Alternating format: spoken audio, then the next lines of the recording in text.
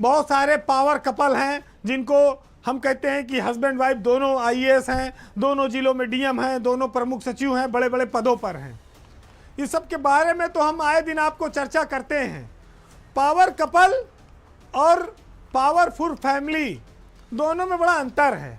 आज हम आपको ऐसे ही एक पावरफुल फैमिली के बारे में बताएंगे जो उत्तर प्रदेश में इन दिनों एक अलग स्थान रख रहा है। वो सिर्फ यूपी में ही नहीं, देश में कहा जाए तो एक बड़ी ताकत बनकर उभरे हैं।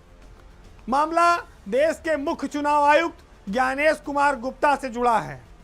ज्ञानेश कुमार गुप्ता अब भारत के निर्वाचन आयोग के सर्वेसर्वा हैं, मुख्य चुनाव आयुक्त हैं और वो यूपी के आगरा के ही रहने वाले हैं। नौकरी के आखिरी दौर में उनका जो कहा जाए टाका ऐसा भिड़ा है केंद्र सरकार से कि वो गृह मंत्री अमित शाह के काफ़ी करीबी अफसरों में गिने गए। वो भारत सरकार के गृह मंत्रालय में भी सचिव रहे और बाद में वो सहकारिता सचिव के पद से केंद्र से रिटायर हुए। और उसके बाद उनको 1 साल पहले भारत के निर्वाचन आयोग के तौर पर एंट्री दी गई थी निर्वाचन आयोग में। अब राजीव कुमार के रिटायर होने के बाद ज्ञानेश कुमार देश के नए मुख्य निर्वाचन आयुक्त बनाए गए हैं। उनकी बेटी भी आईएएस है और उनके दामाद भी आईएएस हैं। ये भी एक संयोग है और दोनों उत्तर प्रदेश कैडर के हैं, 2014 बैच के हैं।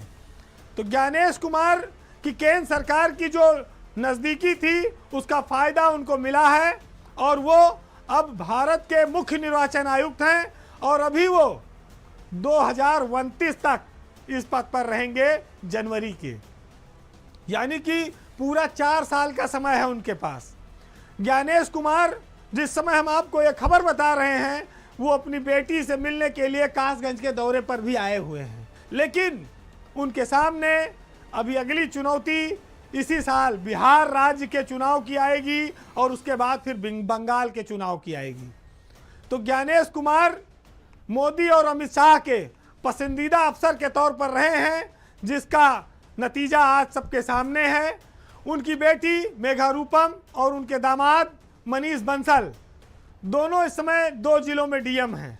तो वो पावरफुल कपल तो हैं ही, लेकिन जिसके परिवार में इतने बड़ी कुर्सी पर कोई व्यक्ति हो और अभी 4 साल तक वो रहेंगे, तो इससे ये साफ है कि उनके बच्चों का यानी कि उनकी बेटी और दामाद दोनों का भविष्य उज्जवल है, क्योंकि इतने बड़े पद पर बैठे हुए व्यक्ति के परिवार के लोगों को जिले में रखने में किसी सरकार को कोई परेशानी नहीं होगी। जिस जिलाधिकारी पद को पाने के लिए लोग सिफारिश लगाते हैं, मनीष बंसल और मेघा रूपम को बिना मांगे पद मिलता रहेगा।